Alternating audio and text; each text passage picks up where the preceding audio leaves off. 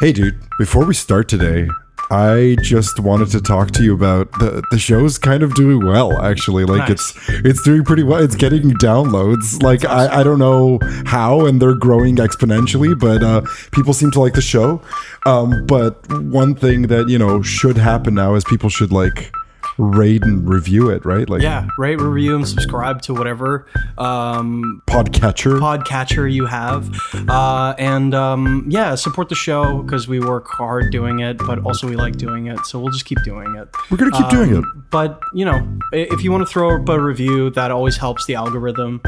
And eventually we might be able to do more... Patreon. No, not necessarily a Patreon, but like more things. The more support we get, the more we can do for the show, the more content you can get, and the more influence we can have. It's true. Thanks. Do it! Do it! Come on! Kill me! I'm here! Come on! Do it now! Kill me! Schwartzy, the podcast. It's a Schwartzy show. Hey dude, and welcome to the Schwartzy the podcast. Yeah, this is our intro to the two-part episode, the second part of Terminator 2. How fitting. Oh man, if I was a fan, I would be so pissed. I would be so annoyed. Would you? Why? I don't know, like two-parter for a fucking movie, like for a podcast. I don't care. I mean, I think that everybody will understand why Terminator 2 is a two-parter. Yeah. So it's whatever. Yeah, I hope you enjoyed the episode. Actually, before we begin... That was my end. Well, before we begin the second part of the episode... Oh. Okay. Before we begin, I wanted to tell you a final how did you guess that I didn't get to. Nice. How did you guess? And it's not related to anything that happens in the movie, so it's totally fine. Edward Furlong, John Connor, had like a brief music career that we didn't talk about. Neither did anybody else. Neither did anybody else, except for the Japanese, which is the how did you guess. Of course. How did you guess? He was kind of briefly popular in Japan, and I really just wanted to do this how did you guess so that I could put the clip of him singing People Are Strange. I just really want to Totally. People are strange. People are strange when you're a stranger. When you're a stranger. That's sad. Is it sad? Yeah. I mean, it's sad just because we know about what happened What to John happens? Connor. Yeah. I don't know. Like, those are always like weird predictors to me of like Oh, yeah. where it's like, oh, I'm doing a thing, and it's like, whoa, clearly you don't want to do this, dude. Like, whoa, like somebody told you should do this. Maybe you want it to be a rock star. Who knows? That's like Donald Depp. He always wants to. He wanted to be a rock star. That video where he like plays with Marilyn Manson. Oh, it's so cringy. Yeah, new metal. Thank you so much for listening to the podcast. This is the second part of Terminator 2. Yeah, rate, review, and subscribe.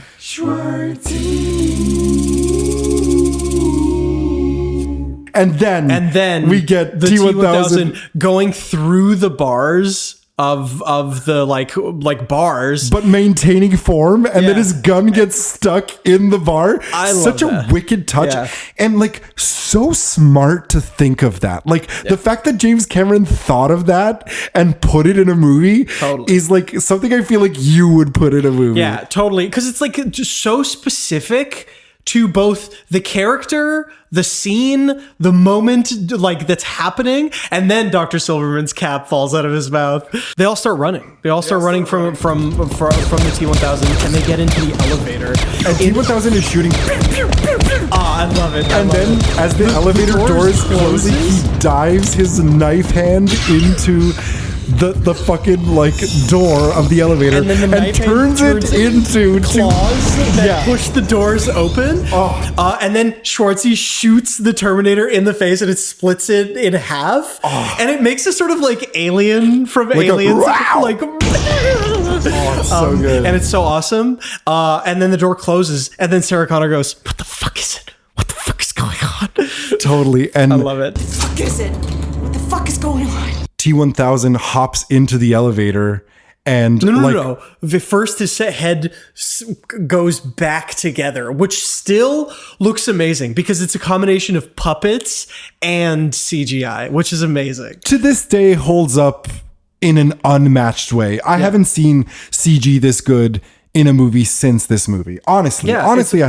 It's awesome. So the elevator goes down. He opens the doors again. The T-1000 opens the doors again and jumps on the top of the elevator. And Schwartzy starts stabbing into the elevator indiscriminately, which is amazing. Yeah, and Schwartzy starts shooting up at where the stabs are happening. And then fucking Sarah Connor pulls the gun out of his fucking pants and starts shooting up. It's such a baller move to fucking just take someone else's gun and start shooting with it. It's so and awesome. like everyone's just so on board. She's so on board for the action immediately. Totally. Like her military training is coming through so hard here. Totally. I think everything that she does is so believably executed in this like wicked military way, you know this person from the first one who didn't have any training is suddenly so capable in these ultra tense high stress moments. Totally. And then as the knife is coming down, John is feeding them bullets and she gets a cut on her, like the back of her shoulder. And she gets cut and they get down and they run out.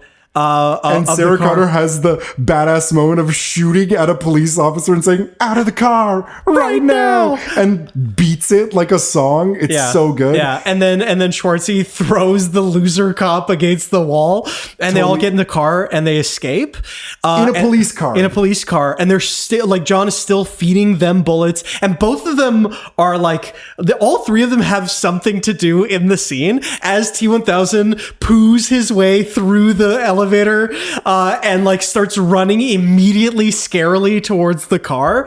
He's so menacing in this movie. He's so menacing. And then he hooks on to the back of the car, which is incredible. And then the puppet that is hooked onto the back of the car drags along the floor. Such a shitty puppet. So good. I love it. But it's also because you get it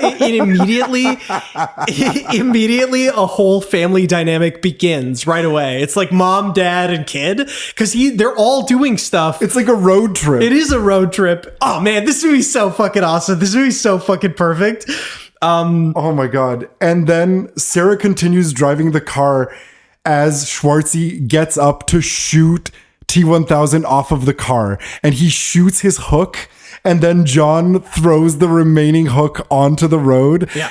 And T-1000 catches up to his metal hook and melts it into his leg. I love it.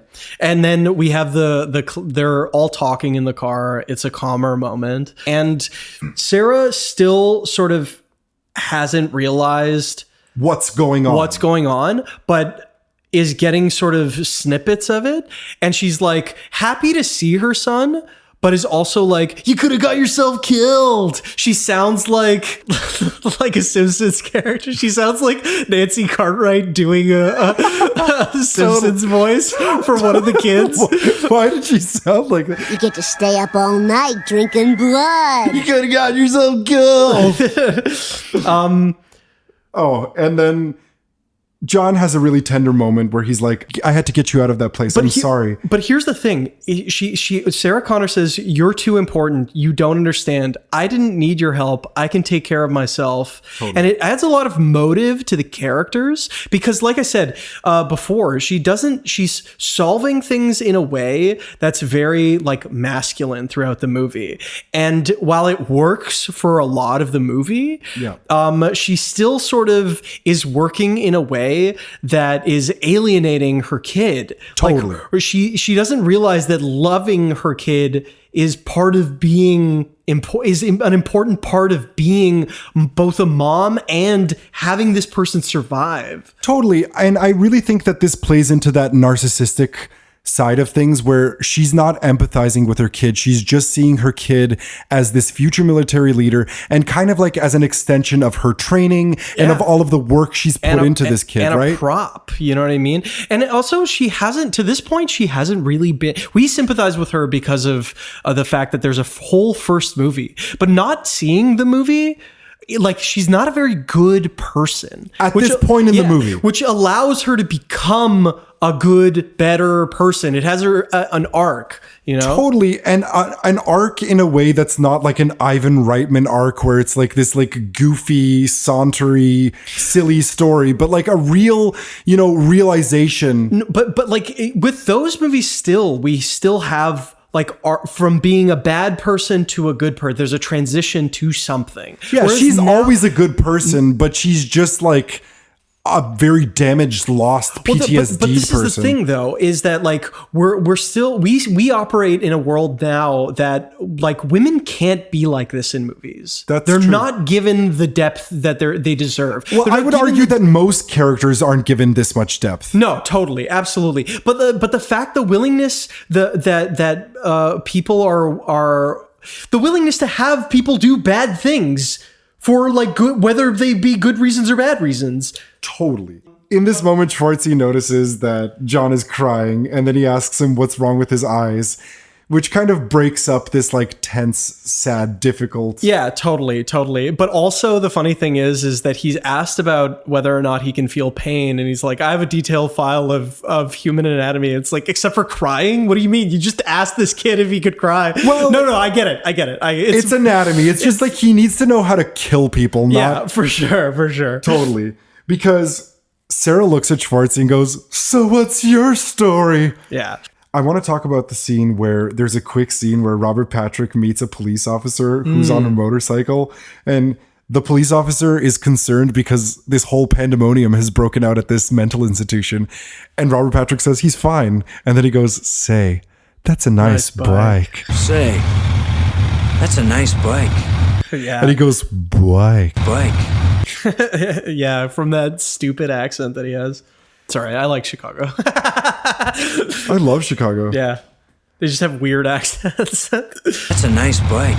So we learn a lot of exposition in this next scene. They go into this kind of like weird like gas station garage area that's closed, but they just kind of break in. And Schwartzy is explaining that he has detailed anatomy on human physiology, and Sarah comments that it makes him a more efficient killer as he's sewing her back up. Yeah, which is sick. I love that. It's really cool. Yeah. She's then pulling bullets out of his body, and he explains that he experiences what could be considered pain because he has data that could be called pain, but he just like knows that he's been hurt, which is a really cool way of explaining how a robot would feel pain. Well, not just that, but the practicality of why people feel pain is to move out of a situation, is to not feel that, right? Exactly, So and like, he needs to be able to survive in order to be able to kill. but this is an interesting scene that was deleted, which is the shifting the ability for him to learn how to do things. This was a cool touch, and I think really important for the film, because as of after this moment, Schwartzy becomes more human in the way he moves, in the way he acts, in the way he talks. Yeah. What they do is he explains that he has a chip switch that could make him more of a learning computer and less tied to like The mission Skynet's of whatever he needs to, restrictions. Yeah. And so they do a really cool scene, which is the second twin of the movie. They utilize a twin in such an interesting way. This is a how did you guess? How did you guess? James Cameron wanted to be able to film behind Sarah and film the mirror image of what was going on. So what they did was they made like a puppet Schwartzy. They had a stand-in. For the front of the camera, they made a puppet Schwartzy, and in the mirror is actually just Schwartzy looking and acting out the scene. Exactly. With Linda Hamilton on one side And Linda Hamilton's twin sister on the other side. and John Connor having a twin where puppet Schwartzy is, Yeah. and then John Connor performing the scene, which is just crazy because they're just mirroring their movements. It must have taken so long. The production value of that scene alone is mind-boggling to me. Totally. Like the fact that they would take the time just so he could get this shot, and they utilized the like rare moment that she has a twin. Yeah, it's like to have that idea is even like such a crazy thing where it's Which, like, you know, you made this point in the last episode, but JC John Connor, Jesus Christ, James Cameron. James Cameron, yeah. It's fully James Cameron first. He was just like, nope, I'm the leader of the resistance. Yeah, he's got definite God complex for sure. This is also one of my favorite performances is in this scene.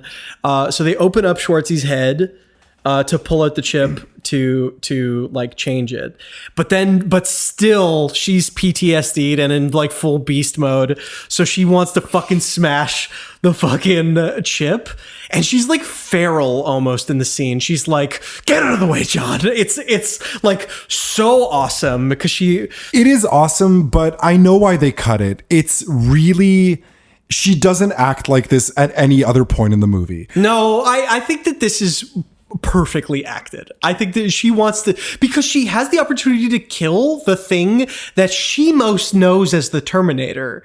It's not a situation where she's like, she's never seen fucking T-1000. Well, totally. She doesn't trust this thing at all. And John at this point is like, hey, you think I'm this military leader, but how is anybody supposed to listen to me if you won't even listen to me? That's the justification, I think, that warrants this scene, is that his performance, contrasting her and calming her down, where it's like, it does add a lot of gravity to him, because he doesn't, if this scene was cut, a lot of the scenes after this don't have him being as active an agent as much as they do in this scene.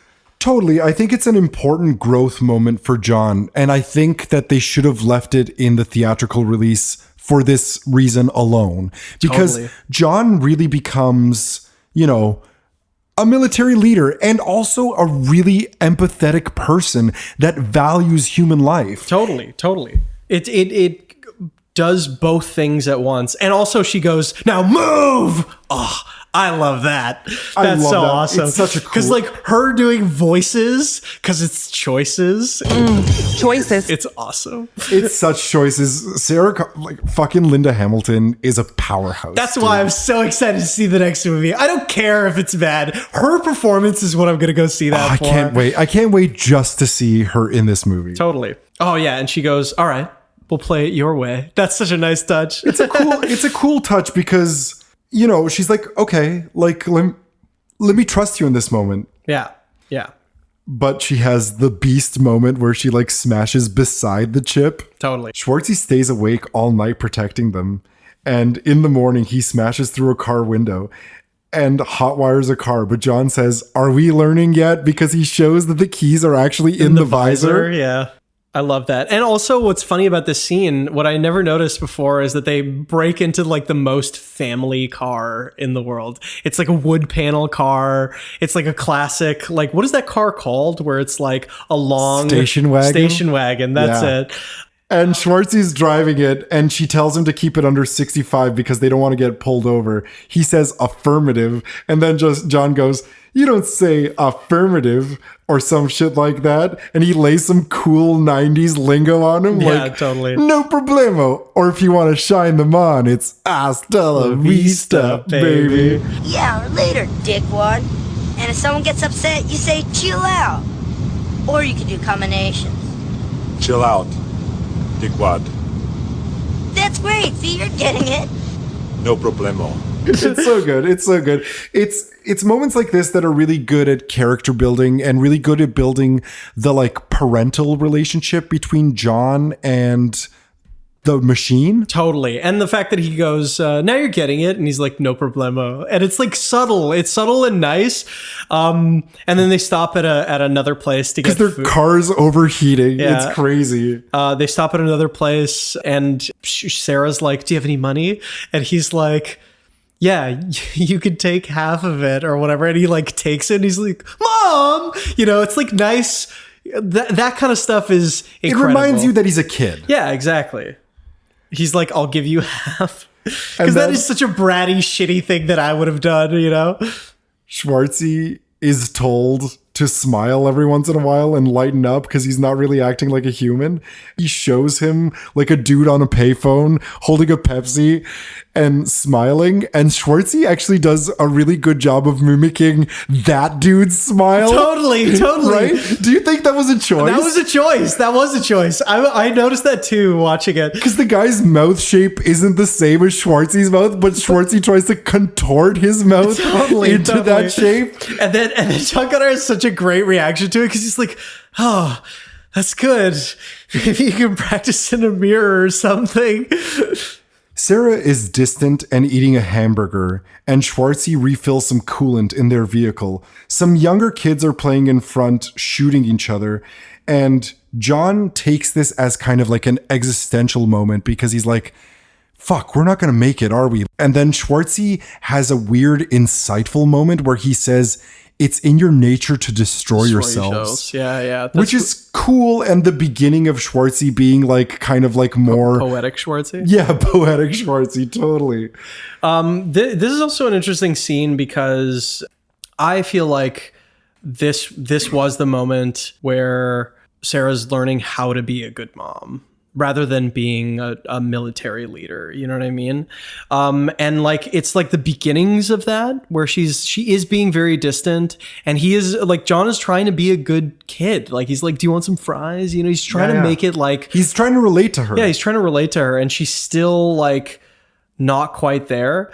In the next scene, the Terminator explains all the like, stuff that's gonna happen with Miles Dyson. Yeah, Miles Bennett Dyson is the person most directly responsible for building Skynet. He builds a new type of revolutionary microprocessor that changes the game for everything kind of militarily. Yeah. And all stealth bombers are upgraded to Cyberdyne computers, and everything is streamlined with artificial intelligence, and human decisions are taken out of the equation on like August 4th, 1994. And Skynet becomes self-aware at a geometric rate. And on August 29th, 1997, he becomes totally self-aware. Or it becomes totally self-aware. And in a panic, the people trying to pull the plug, but Skynet fights back and launches missiles against their targets in Russia. And John is like, aren't Russia our friends now? Apparently not. Putin takes. But what happens? One of my notes. Sorry, I just gotta say one of my notes is ha ha ha Russians. Yeah, totally. But the interesting thing about this part is that they give such a nice nuance to the world of like, oh, there's like a weird bureaucracy. Like there's the Cyberdyne bill gets passed and stuff like that. They like, he managed to like include like the minutia of bureaucracy in this random fucking Terminator movie, you know? Totally. And Schwartzy has detailed files on Dyson, and Sarah wants to know everything, what he looks like, where he lives, everything. And this was a really important scene, this next scene that was originally deleted from the theatrical. The Miles Dyson, Teresa, like talking to each other scene. I really like this. Miles's wife creeps up behind him and playfully licks the back of his neck. Love that. Which is such a cool, intimate touch. This house is like massive and modern. It's like 90s modern. It's so 90s McMansion. Oh my God, I loved it so much. But also his reaction to the lick is like, duh. Totally. And he like can't get away from making his neural net processor imagine a plane that doesn't need a pilot and blah, blah, blah. He's like telling her about all this mind-blowing stuff that the future of AI is going to provide. But what he didn't tell her was about deep fakes. But here's the interesting thing. Their relationship is clearly strained, but it's clearly fun. For sure. And it's also cool that like we get that he's not like a bad person. He like wants to do something for humanity. It's not like you know, it's not out of vitriol that he wants to do this. It's for the greater good. Totally. I wrote that down too. He's super ideological and he wants to change the world to be a better place. And I do think that's an important moment. And she says, why did we get married and have kids when your heart and your mind are in here? And she points to the chip. And then she says, but it doesn't love you like we love you. Yeah. Which was cool because then he actually shuts the computer off and apologizes. And the kids run over and they go off to like an amusement park, which was amazing. Yeah, it also adds like more stakes for him to like be like, oh, I want my kids to grow up in not an post-apocalyptic hellhole. For sure. Meantime, our heroes arrive at this desert compound, and she tells them to wait in the car, and she looks for her friend Enrique. Enrique, ¿estás aquí? Oh, it's so good. I love Enrique. Enrique. Also, so much weird amount of depth. Given such character moments, I love Enrique. Enrique's amazing. Enrique's really happy to see her after like a brief gun standoff. And she tells him that he's always like a snake in Spanish. And he brings out the entire family, and John introduces Schwartzy as Uncle Bob. And he's like, Uncle Bob, huh? Okay. Yeah, it's so good. It's so good. Totally. Enrique says that Sarah and John and Schwartzy are all over the goddamn TV, kind of in a boastful way. He's like excited about it. It's really great. I like that. These guys are like total libertarian, off the grid yahoos, like that live on compounds and like just want to like flee normal society. It's so cool. Yeah, they're fully buying into the narrative, not because they believe it, but because it suits their lifestyle choices. I agree completely. Which I love. She tells Schwartzy and John that they're on weapons duty, and she says to Enrique that she's come to pick up supplies, food, clothes, and a truck. And he's like, well, how about the fillings on my fucking teeth? And she's like, now, Enrique. I love that line. I love it. Schwartzy's stoked on the weapons selection, and Sarah has a small, tender moment that was actually another deleted scene, which is a total shame because Enrique is really tender with her in this moment. She tells him that they're going to wait until dark to cross the border, and then she suggests that they leave too. And he goes, you show up and just fuck my life up. And they chuckle about it and then like clasp hands. Yeah. I really like that scene. John explains to Schwartzy that he's grown up in places like this and he just thought that's how people lived, which is such a cool part because like he was like, I just thought people drove helicopters around and fucking blew things up. Well, it also like it reminds me of when Anna tells us the story of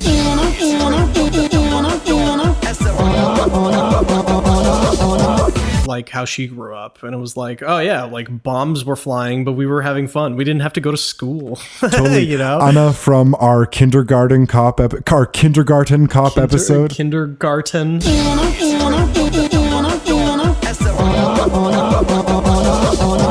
She grew up in Serbia and at a time where bombs were falling, and she was like, yeah, it was just normal childhood. Yeah, for sure. And John also, he's like getting put in regular school where other kids were playing Nintendo. What a great line, because Nintendo was huge then. Welcome to Mario Kart. And it was like, it seemed like such a dig at like something so specific. And he asks Schwartzy if he's ever afraid. And he's like, no. And he's like, not even of dying? What a weird, like, for both foreshadow and like a weird existential question. Yeah, I think this is showing the depth of John's like kind of emotional awakening. Mm-hmm. I think he's really realizing, you know, people die and there are consequences in life, and that's why life is so important. Yeah. And so it was a really great way to build John's character. For sure. And there was that one part, this is a little like part where John's trying to carry a bunch of guns and Schwartzy helps him carry it across. Yeah, it's moments like this where that build that kind of like fatherly. Totally. And he like goes into talking like, he's like, I wish I could have met my real dad. And then he's like, man, he's not even born yet. And Schwartzy's like, you will meet him. Yeah. It really messes with your head. And like she talks about how Sarah Connor misses him, and that he sees her crying sometimes. I don't know. It's just like a really awesome way of like exploring the humanity of all of the characters, all of our main characters. And I think that in these moments, John is really kind of doing some self-therapy, because this is a really scared little boy at the end of the day, you know, that's been through a lot and is still going through a lot. And so I think he really needs this, and this means a lot to him, being able to vent to the Terminator. He's his friend. Yeah. He has somebody to talk to about something that only he and his mom know about, which is such a weird relationship. He's growing his own personality. Totally. He's making his own identity. And after Schwartzy and John have repaired the truck, they have this cool celebratory moment where John teaches Schwartzy about low fives. Yeah, that was such a great scene. I do have a little how did you guess for pulling out the minigun. How did you guess? The same minigun from Predator. That's amazing. Which is hilarious. And Schwartzy has a character moment in that moment where he smiles for real for the first time in kind of like a sly way. Totally. And John's like, it's totally you. Yeah, absolutely. So John Connor is teaching him how to do high fives and low fives. And Sarah Connor has a voiceover, which I think is the first time I realized that this is a perspective, like this movie is fully shifting into her perspective. Totally. You know what I mean? Because there's more voiceover throughout the movie after this moment.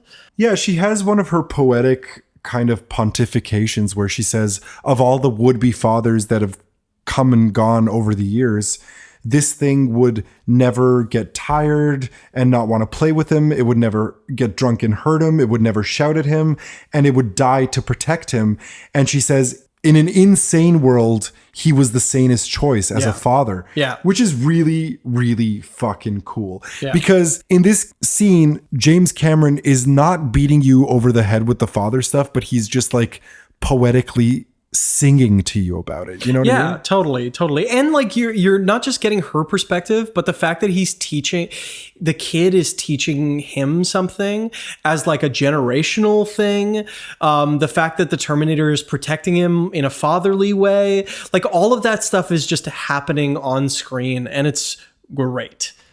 Sarah is carving the words "no fate" into a park bench, and then she falls asleep on that park bench. A little thirsty for more. I have a tattoo of the words "no fate" on my body because of this movie. Just thought I'd add that. Sarah Connor has a dream. The dangerous sequence dream. Dangerous sequence dream where her hair is blown out 80s again, and she disintegrates after a bomb goes off. Yeah, this was a really scary scene, and I fast forwarded it even this time. But the miniatures and the CG and the like, all of it still looks really fucking good. Holds up so well, and way better than shit looks like now. It collapses in kind of like an unnatural and uncanny looking way, but in a way that is so much more satisfying for a movie. Well, yeah, because it's real, right? Like it's not a real like thing happening. It's a real thing happening, so you can suspend your disbelief in a different way than watching like things that don't look like they have physics to them falling. Totally. She wakes up from the dream and she realizes that she's written "no fate," and it looks really cool. And she has a new resolve to kill Miles Dyson. Yeah. She suits up and leaves them. In a quick cut, Enrique tells Schwartzy that Sarah is going to meet them across the border. Yeah. And that they should just leave without her. And then quickly, John realizes after seeing "no fate," fate but what we make. Okay. The whole thing goes. The future's not set. There's no fate but what we make for ourselves. She intends to change the future. And then he realizes that he's going to kill Miles Dyson, and he goes, "She's going to blow him away." Totally. Come on. And Schwartzy complies, but he says, "This is tactically dangerous." But this is the funny thing. This is where I actually wrote down that she is responding to things in a way that a man would, which is like, I'm going to solve this with violence. I'm going to solve this with killing. Totally. And she goes on a mission to kill Miles Dyson. And Schwartzy has a funny moment where he's like, killing Dyson might actually prevent the war. I know. And John is like, haven't you learned anything yet? Haven't you figured out why you can't kill people? We have feelings, We hurt. We're afraid. Dude, I teared up at this line. And he was like, you got to learn this stuff. I'm not kidding. It's important. Oh my God, this movie is so affecting. And this is the thing. So does fucking Sarah. That's the thing. Totally, because Sarah pulls up to Miles's house and prepares a sniper. And Danny, Miles' son, is playing with the coolest remote control car ever that I wanted to have as a kid so bad. Totally. And Danny's being mischievous and drives the car into his dad's leg, which helps him not get sniped because suddenly everything is just being shot up. And he's like, Danny, go, get out of here. This is perfect. See, this is what I was going to say about that previous scene where we showed like love between Miles Dyson and Teresa. Joe Morton, if it wasn't Joe Morton, the acting wouldn't have been as good. Because in this moment where he's like, Danny, get away, we get all of the love for his family that we need. Like, because he's incredible in this scene. Which justified deleting the earlier scene. Totally. But not enough, because the earlier scene is amazing. Yeah, the earlier scene is amazing. And like, his freak out is so like, I don't know what's happening. It's amazing. It's so believable. Yeah. And she, in this moment, also... Teresa? No. What's her name? Well, we'll get to her, but Sarah Connor is the Terminator in this moment. Exactly. Sarah Connor is just completely a cold-blooded killer in this moment. Yeah. She runs inside and like tactically like attacks him and shoots him, hitting him in the shoulder. Yeah. And knocking him over. And we get an amazing character moment from Miles' wife, Teresa, who goes, Jesus, Miles! And when she gets him, when Sarah gets him, Miles on the floor, the kid comes in, and Sarah starts having like a freak out moment. To your point about Sarah being masculine, I wrote this down too. I'm really glad you made this connection because she does something to Teresa. She says, get on the floor, bitch. Yeah. She uses a feminine slur towards her in an act of violence that would be committed by a man. More likely to be committed by a man. Yeah. And that we would normally see a man committing. So I think she's playing the role of a man in this scene, or of a masculine sort of like a toxically masculine aggressive character. Totally. And then Miles is like, just let the boy go. And she's like, it's all your fault. And Danny says, don't hurt my daddy. And Shut up. It's all your Miles, fault. he goes, It's all your fault. what? Gently. Because he's like, what's my fault? Yeah. And Sarah is kind of like disassociating in this moment. And then... Well, she also has a realization that like she almost she's killed just an as innocent bad. person. Yeah, that she's just as bad as the Terminator. Totally. And then what's his name? The Terminator and John finally get there. And dude, can I just say that I also got so choked up during this scene where she says, I'm not going to let you do it. And she like kind of curls up into a ball in the corner. Yeah. And John and Schwartzy arrive and John is like, geez, we're too late. Yeah. And he like says, check them. And then he checks on his mom and he's like, Sarah says, you came here to stop me. And she says, I love you, John. I always have. John says, I know. And Schwartzy, in a kind of bit of comedic relief, says to Teresa, put pressure here. Pressure should stop the bleeding. It was a clean break. It's totally fine. Yeah. And then, in an economy of storytelling, John hands a switchblade to Schwartzy and says, show them. And then takes Danny out of the room so that he doesn't see the gruesomeness of what's about to come. And Schwartzy, fucking iconic, he slices his arm open and peels the skin off of the metal arm. And the music cue is so good because it's like, it's like building tension. Yeah. And Miles freaks out when the skin gets pulled off. He's like, ah, ah, ah. And Cameron in this scene lets this linger, which is fucking brilliant. Totally.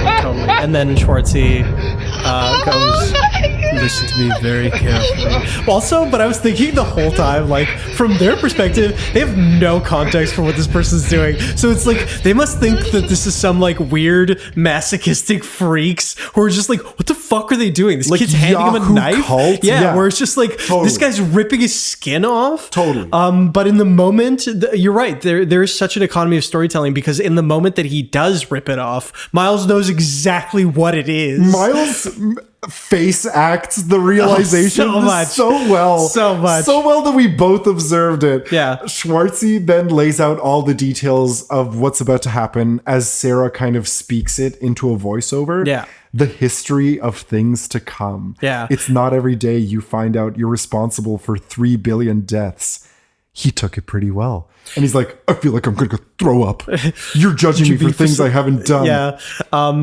But the funny thing is that when this moment where Sarah Connor is talking about what it's like to create a life. Dude, I was going to say, I think that this like feminist rant moment where Sarah says, men like you only know how to create the hydrogen bomb. Men like you only know how to destroy life. You don't know what it's like to create it, to grow it inside of your body. Like, I think she's kind of almost railing against her own toxic masculinity earlier in the scene. Yeah. You know, she's really kind of like hitting this feminist message home in this scene. And I love this so much. Yeah. She's going full on matriarch. Yeah.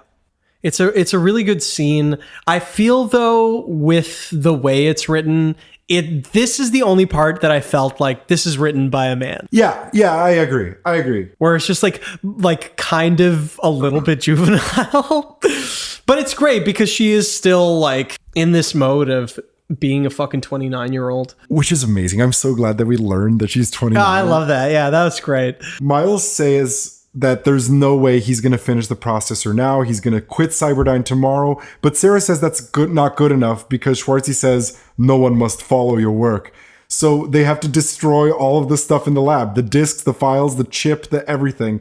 And it's in this moment that Miles reveals that they saved the chip from the first Terminator. Totally. And she gets so pissed because she's like, fucking knew it. But also the fact that she's been gaslit for 10 years. Oh my God, dude. This must be so vindicating for her. Totally. And Schwartzy says, it must be destroyed. And Sarah asks if he can get them past security. And he's like, well, I think so. And then Schwartzy stands up and he's like, now? Yeah. Which is cool because I think he knows he's about to confront basically a suicide mission. Yeah. I think he knows he's stepping into like a ticking time bomb and he's like, fuck, I don't know if I'm ready for this. Not just that, but like in every moment that he's like pushing it further and further away, he's just like a little bit in denial about it. You know what I mean? Because it's like, well, on Monday, I'm going to quit. You know what I mean? It's Exactly.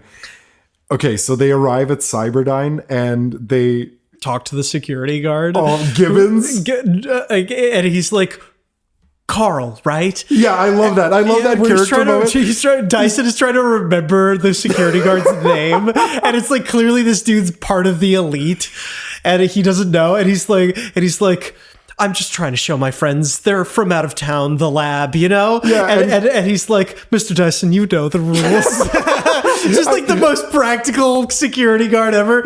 I like also how he kind of... I need written authorizations. And then Schwartzy's like, I insist, and pulls out a gun at him. Yeah, it's amazing. I love how Carl kind of like big dogs Dyson in this moment because he's like, well, I gotta follow the protocols and you're a rich asshole. I don't fucking care. Yeah, exactly.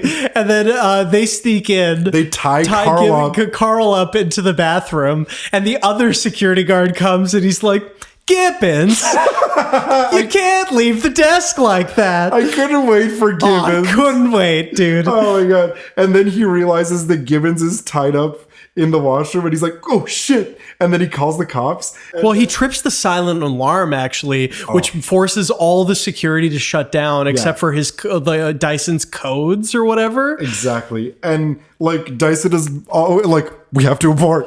But the best part is then the thing that was introduced in the first place where please insert your stolen credit card now. Yeah, the 90s hacking that John does. John Connor hacks into the computer, which, like, as outrageous as that is, the fact that, like, a fucking Cyberdyne. Like, I believe it. I believe it. I got it. Whatever. I don't care. And Sarah tells Miles, no, we go all the way. We're doing this mission to the end. Totally. Which is cool because, like, it's kind of like soldiers psyching each other up in battle, you know? Totally. So next scene, we cut to the two guards talking on the phone to the cops. And he's like, just send all you got. It's the guy from the mall and the woman from the news. Yeah, totally. Schwartzy opens the door with a grenade launcher and Sarah goes, John, fire in the hall.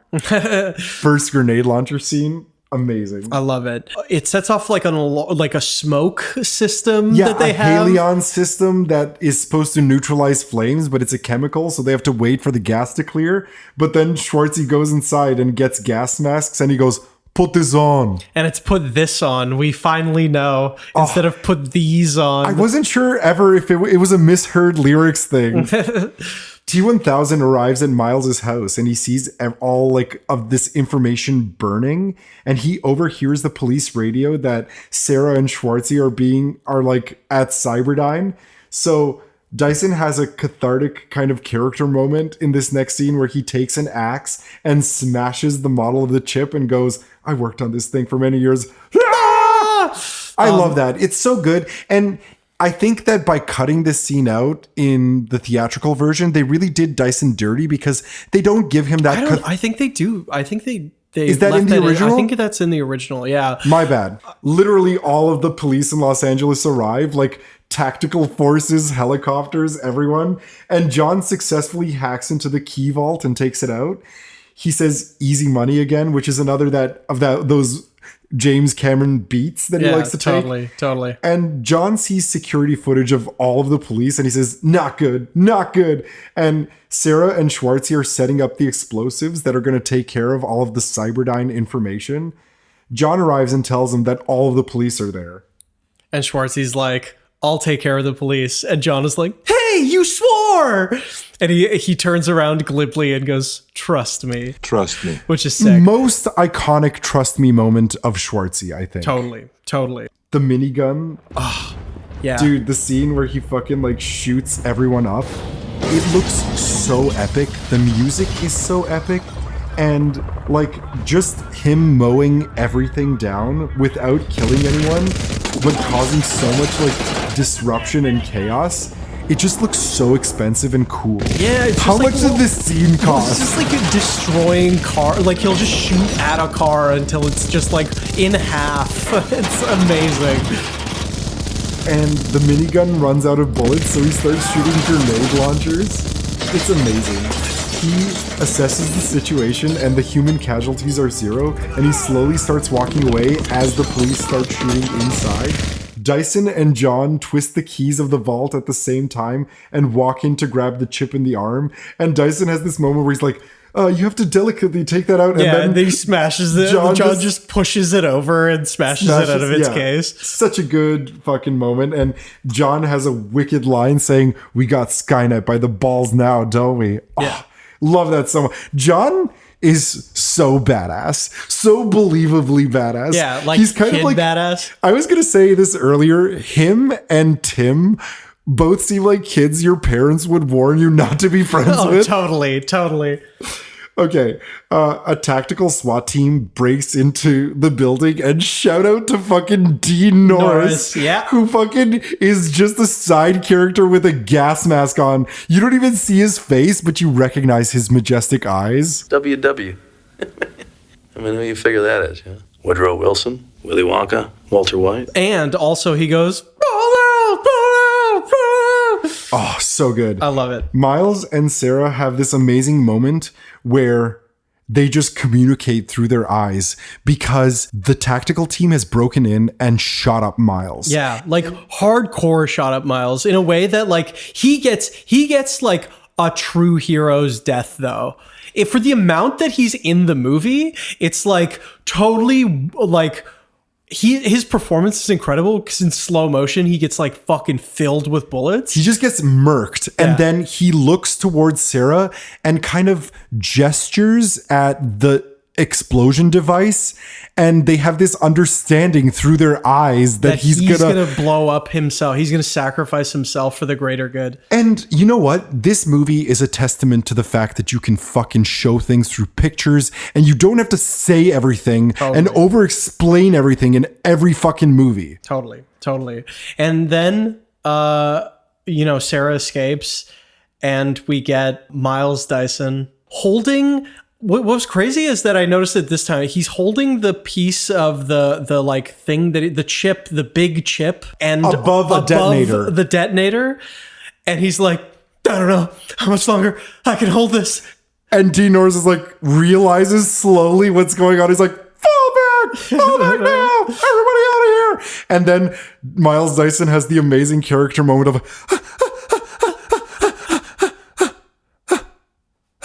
And then drops the thing, like shakily drops the thing on the detonator and explodes the entire floor of the building. Yeah. While Schwartzy and Linda Hamilton and John Connor are in the elevator and they feel it, escape it. It's so good. It's so awesome.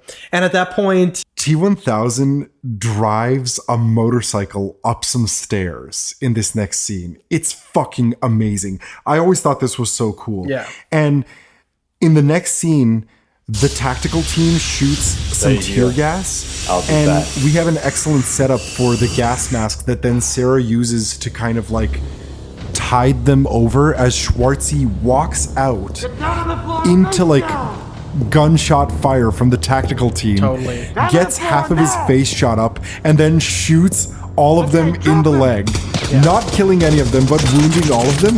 And there's some really beautiful shots of like legs getting shot. It looks really cool.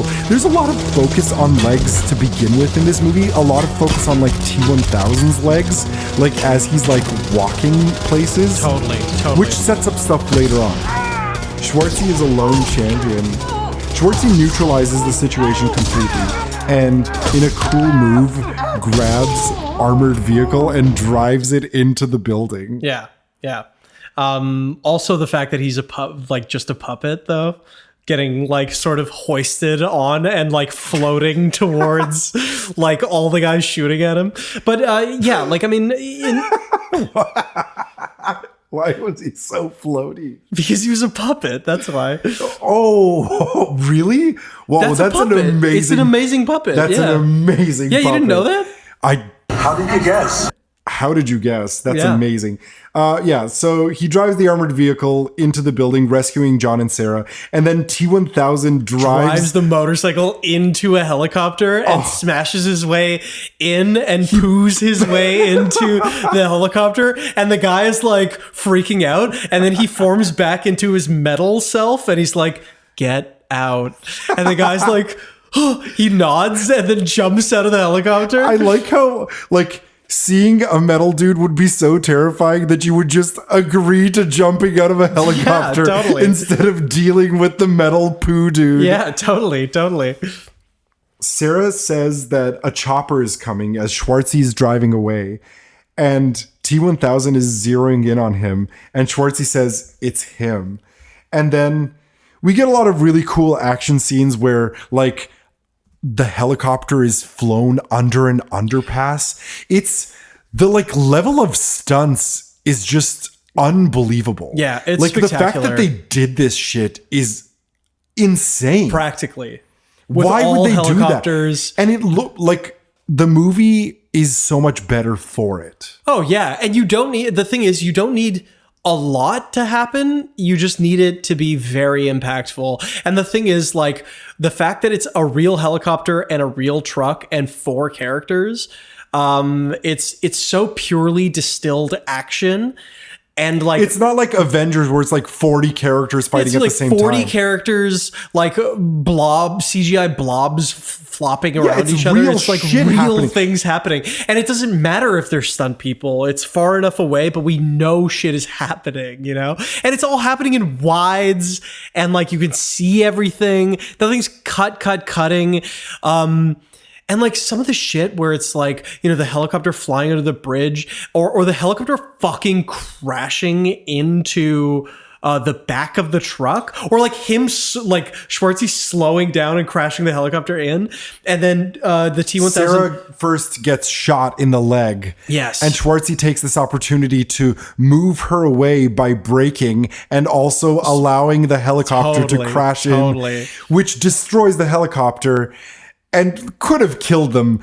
But what it does is it pops their tire and flips them over. Yeah. And so now they're both at a loss for a vehicle. Totally. And T-1000 gets a fucking a liquid nitrogen truck. Yeah. After killing a dude. And they get like a crappy truck from a dirty old hippie. Yeah, totally. It's amazing. Totally. Yeah, like as the T-1000 goes into the truck and starts chasing them, he chases them down in their dirty hippie truck. And I love the scene where the two trucks are pinned against each other, and Schwartzy gets out of his truck and steps onto his and starts shooting T-1000 in the face. Fuck, I love that scene. It looks unbelievable. Like, it looks like, I forget, like, is it true that this was a puppet as well? Like, that this was puppeteered, that whole scene? Because I heard that. Which scene? That scene where Schwartzy jumps onto the Mack truck that's carrying the liquid nitrogen. No, it's just a real person. Wow. It's just like a real person who climbed out of a moving car and jumped onto another moving car. We also get a cool character moment while they're driving in the crappy vehicle where John says they should put pressure on Sarah's leg wound because there's a lot of repetition of putting pressure on wounds. Totally. It's cool. It's a lot of that kind of like beat for beat filmmaking, which is really interesting. The liquid nitrogen truck flips over sideways and they drive into a like lava factory. Yeah, like what is that? Like weird metal factory? Molten lava factory. Also, one of the funniest things about this scene is as like Robert, what's his name? T-1000 gets drenched in the liquid nitrogen. I couldn't help but think that like Robert Patrick had to cover himself in some sort of horrendous poison to film this scene. Yeah. Like this like frost. You know that the thing that they used on the Tin Man in The Wizard of Oz gave the original guy fucking cancer or something? I'd be tender, I'd be gentle, and awful sentimental. Yeah, totally. I'm sure Robert Patrick has some sort of cancer. Oh because no. Of this. T-1000 is fucking frozen and comes out of the truck and he's like sticking to the ground. This scene is so well handled. His body breaks apart in such a cool way and he's like surprised at it happening. Yeah, but because it's like a beautiful combination of a real person at certain points, puppets at a different point, and then a combination of puppets and real people. And we get the iconic line as he's frozen, broken off his arm, broken off his legs, stuck to the ground. Schwartzy pulls out his fucking gun and he's like, "Hasta la vista, baby," and it's fucking shoots him, and you hear the he like breaks into tiny pieces. That's so awesome. But we can't relax yet because the molten lava is melting the pieces and he's slowly pooling together, and Schwartzy realizes and tells them that they have to move, and all of this mercury starts like pooling in. It's amazing. I love that they use the mercury and pools into like a giant T-1000 sized blob. But the interesting thing about Sarah's reaction in this scene too is that she seems like it's like, oh, this is like happening again. Like I'm in this factory. I'm in a factory again. I'm in this place again. It completely mirrors the first movie in this regard. But instead of hydraulic presses, we get molten lava, which is even cooler. It's also cool that the Terminator in this has sort of resolved the fact that it's like, if Sarah isn't coming, John isn't coming. So he just is constantly saving her as well.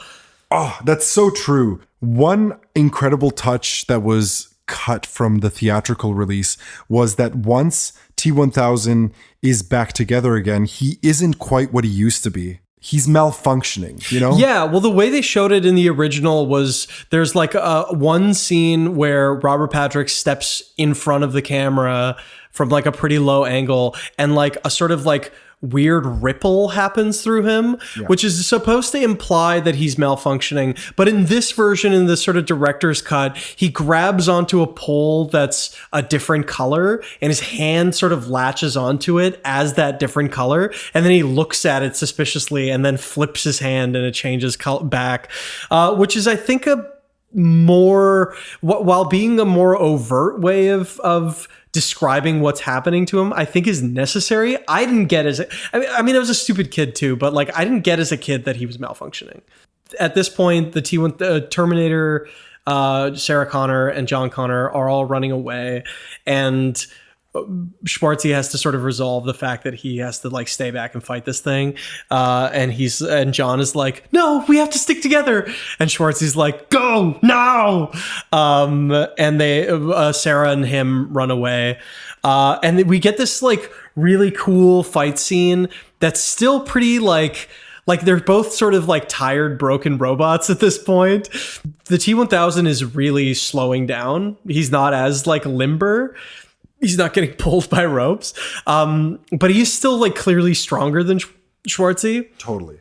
And he fights him, and he gets this like bar thing that he like starts hitting him with, and then shoves his hand, his like already stripped hand, into a machine that like he has to like break off. Yeah, Schwartzy gets his arm stuck in a gear and he can't get out. And so T-1000 takes this opportunity to like go and chase Sarah and John. So Schwartzy breaks off his arm with a piece of pipe and frees himself that way, and then uses the pipe as a like walking stick. It's so good. And Sarah sends John down a deep hole because she knows that T-1000 is coming, and she remains to face the T-1000 herself now because she knows that she's a lone fighter at this point. Yeah, which is also a hilarious, weird parallel to Aliens that also sends young kids down in a weird hole. That's so true, actually. Yeah, this is the exact same scene as with Newt. Totally.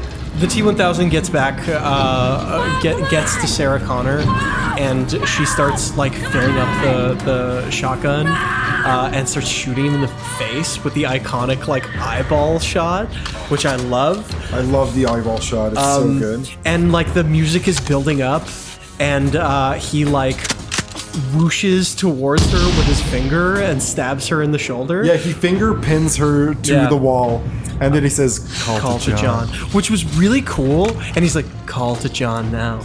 I actually had a question for you. Do you think in this scene that Yes.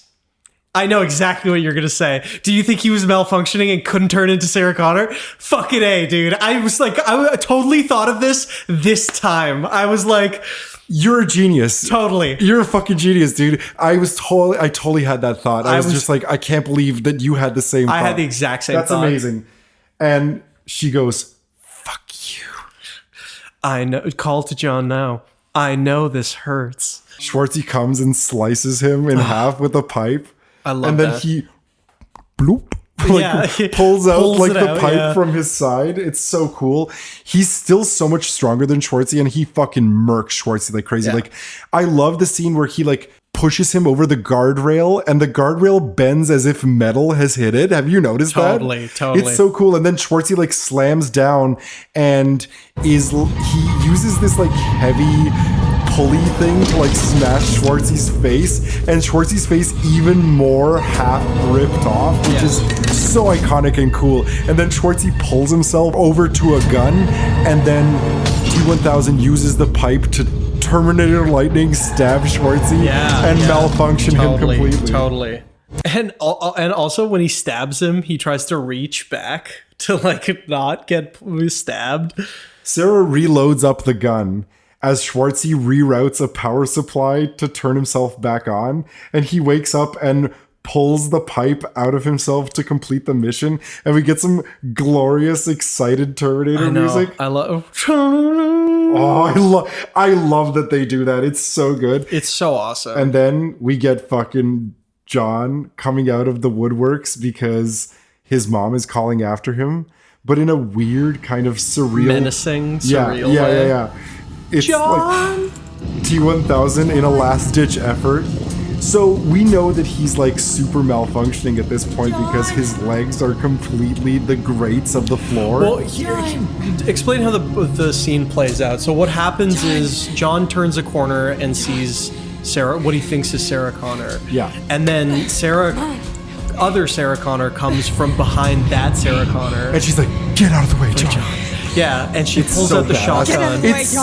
I would know from that it's Sarah, you know? And what happens in this, and what I think my brother's trying to explain, is that John looks down at T-1000's feet, and he's turned into Sarah Connor, but his feet have also melted into the grates. And that's what makes him realize that it's Sarah Connor. Right, and it's not the like magical love of his mom that just made him realize. I mean, I'm okay with either thing, you know what I mean? I'm okay with either thing. I prefer the magical love because it's a much more nice and like cool thing.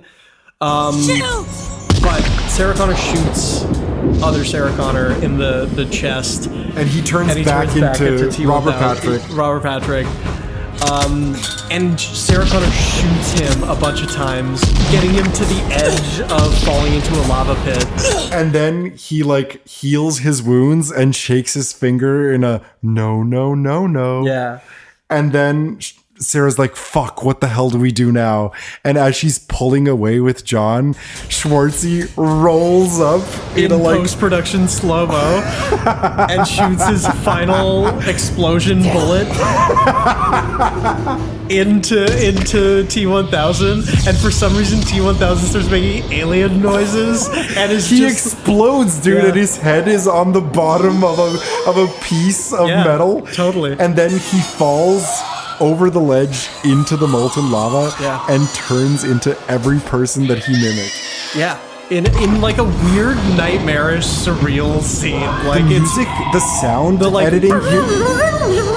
It's just like a trumpet. Like it's so good. It's so awesome. It's like jazz trumpet. Yeah, totally. It's amazing. And the T-1000 dies in the most like artistic way possible. Yeah, and you know what? I love that this movie has a real climax. You know, it doesn't have any like bullshit side climax.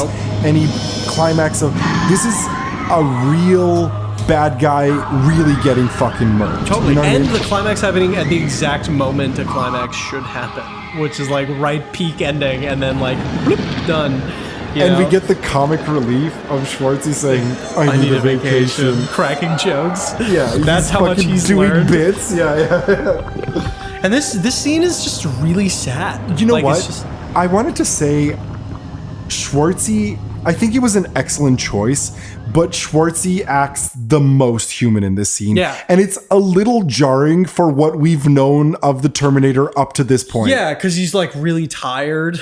And it's like Terminators don't get tired. And he's also like sad and apologizing and empathizing with John. Like he's exponentially learned human behavior. Totally. Maybe he could have. You never know. Well, this is the thing. Like he's always observing even while he's doing stuff, right? Totally. And then he could be calculating emotions. Yeah, and you know what? Like he could be doing it for John. Doing it for the lols. Like in the moment, he's like Sarah Connor's like it's over, and he's like it's not over. There's one more chip, and he points to his skull, which is also why that scene was really important. Definitely. And John is like, no, you can stay. You stay with us. It'll be okay. It'll be okay. That line, it'll be okay. To go away. Dude, like really sad. It's so heartbreaking, away, and we get the kind of like childish, like don't leave, Dad type thing. And he's like, no, I have to make the sacrifice, you know? This is truly a cathartic moment, I think. it's truly an important character growth moment for John. Final moment where he grows and becomes, like it's a sacrifice. He has to let go of this father figure now that this situation is done, right? Yeah, absolutely. Absolutely. And then like we get one of the best lines, which is, "I know now why you cry, but it's something I can never do," which is such an awesome, like profound thing for a robot to say.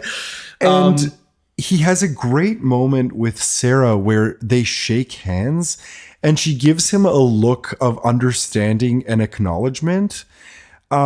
It's really her accepting him as both a father figure to John, as the hero of this story, like the person or the thing that saved them or helped save them. Yeah. It's really cool.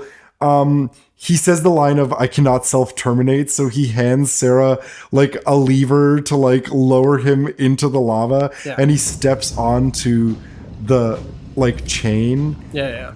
And is like lowered in. Is lowered in, and we get Schwartzy is lowered into the lava, and he gives John a fucking thumbs up. Which is so sick. Oh my god. So awesome. Dude. Also we missed the line of, "I order you not to go," and he cries into it, but he realizes how futile it is. I know.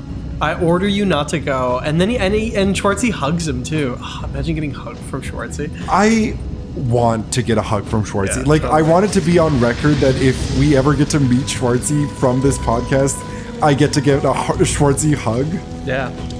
I unfortunately watched the alternate ending. Oh no.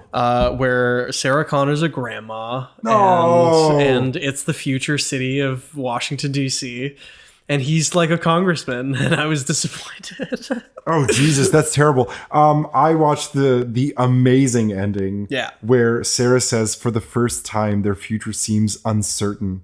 And she has the poignant voiceover where she says, "If a machine can learn the value of a human life, maybe we can too." Which is Holy so awesome. fucking shit, dude. Like, that's mind-boggling. And we just get like a shot of the street at the end. Yeah. Like just like an unknown open road. Totally. Oh my god, dude.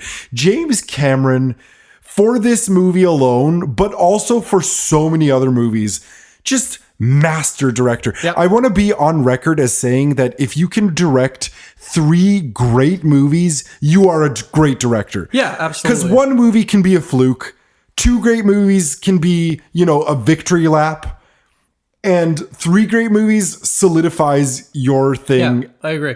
As a great movie. Speaking of victory laps, dude, I think I have a controversial opinion, and I want to see what you think. I think that this movie is peak Schwartzy. I think that this movie is everything Schwartzy, and everything after this movie is slightly downhill. Now, I would say that Last Action Hero and True Lies, those movies are like great victory laps, but this movie is peak Schwartzy. I agree. How did you guess before we get into the rating? How did you guess? Schwartzy was paid $15 million for this movie, and he only speaks 700 words in the movie, which means that he was paid $21,000 per spoken word, which is bonkers. Outrageous. Hasta la Vista Baby cost the production $80,000. Awesome. How many Schwartzys would you give this? Okay. So I would give this 10 Schwartzys. It's tied for Schwartzys for Total Recall with me. I think Schwartzy is much less Schwartzy in this movie, but I'm going to take a page out of your book and say he really allows the cast to breathe in this movie. I'm going to pull a Predator on you. Mm-hmm. He really allows the other actors to act and does so much with his voice and his body and his movements and his looks that to me, this movie is just so Schwartzy. He has an "I'll be back," which we didn't talk about. That's incredible. Yeah. I'll be back. I would say it's his best "I'll be back" of all the movies. It is his best "I'll be back." And This movie just absolutely has everything for all of the reasons that I've mentioned. For a star rating, I would also give this movie a 10 out of 10. This is a perfect score movie for me. This is my favorite movie of all time. This is the reason I love Schwartzy. This is the reason we have a Schwartzy podcast. Yeah. This movie is everything to me. Yeah. I love all of the observations I made about parenting this time around. It was really kind of like a new way for me to look at it. And the kind of like weird narcissism stories that I think kind of blend into our lives in kind of unfortunate ways, but very honest and vulnerable ways. What would you rate this movie out of Schwartzy's? I would rate this movie 10 out of 10. Why? I mean, the reality is that it's the perfect blending of like major genres like sci-fi and action, but also the fact that it just has everything in it. It appeals to everyone. It's, I would say, a family movie. The acting is perfect. There's no missteps. Like, what are the missteps? Like, anything would be nitpicking for criticizing this movie. Director's cut, whatever, like that ending doesn't really count. I'm talking like real ending. Out of Schwartzy's, I'd give it a perfect 10 out of 10 too, because it's like, what else could it be? It is peak Schwartzy. It's what defined him. It's what he had been working towards with all the other ones. You know what I mean? Well, I think this movie is also the moment that Schwartzy transcended like cultures and time and like he became a fucking legend with this movie. Yeah. Like everything was leading up to this, but this secured legendary status. Yeah. And that's why I would say, like, within our pantheon of what's included in golden era Schwartzy, I would say it starts with 1982, Conan the Barbarian, and ends with True Lies, but really ends with this movie. I would say the victory lap ends with True Lies, but to me, it's up to 94. Well, don't call it an epilogue. Sure. It's an epilogue. It hits the notes. It just doesn't hit it. It explains more of what happened in his career. Let me ask you something. What do you think of this movie in regards to it being a sequel? And, you know, the classic trope of sequels not being as good as the first film. And, you know, like for me, this movie, you know. I actually disagree. I actually think that for a lot of things, I would say like a sequel could, there's a lot of sequels that happen to be like way better.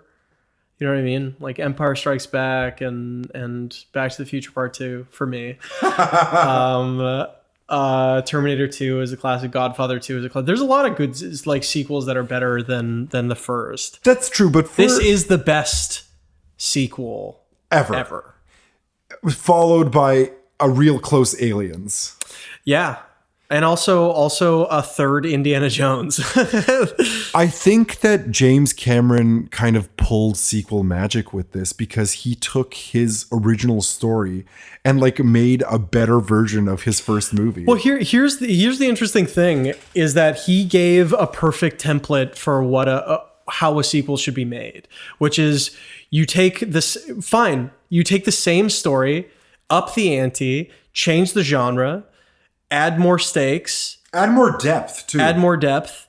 But changing the genre, that's an important thing because that adds so much weird, like you can do anything you want at that point because it's like, whoa, like what? This is just a different thing.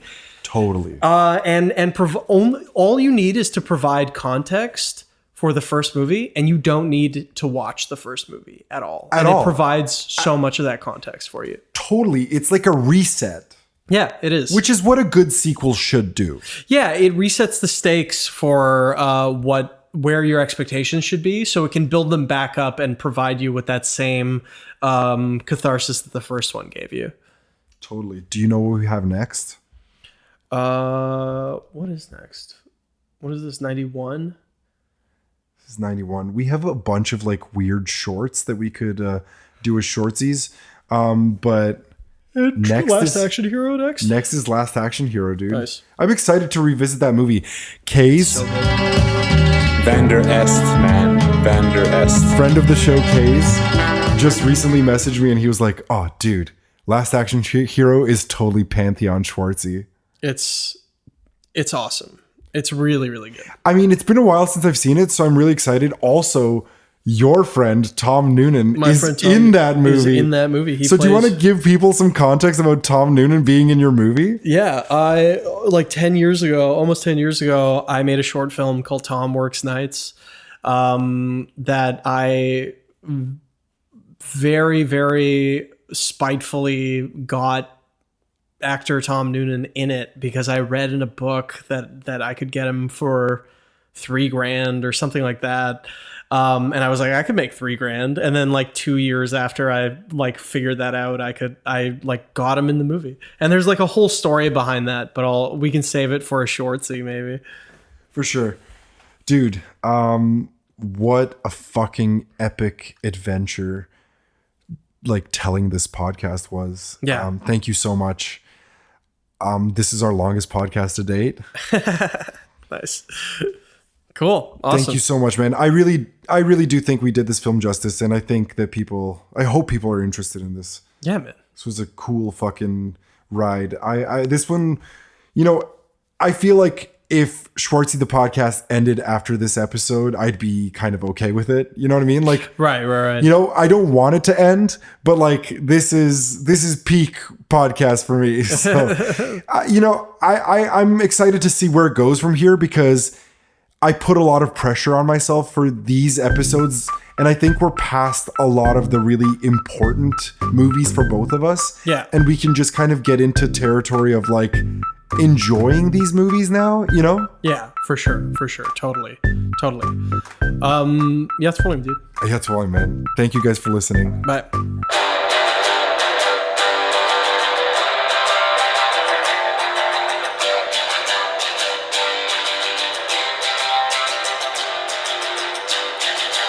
When I was just a little boy, I'd go down to the Jumbo to grab myself a video, support the local Jumbo.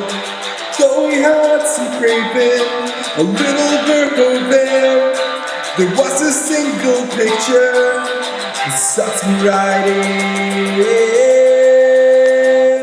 On Judgment Day, took you home first play. I really liked what JC had to say.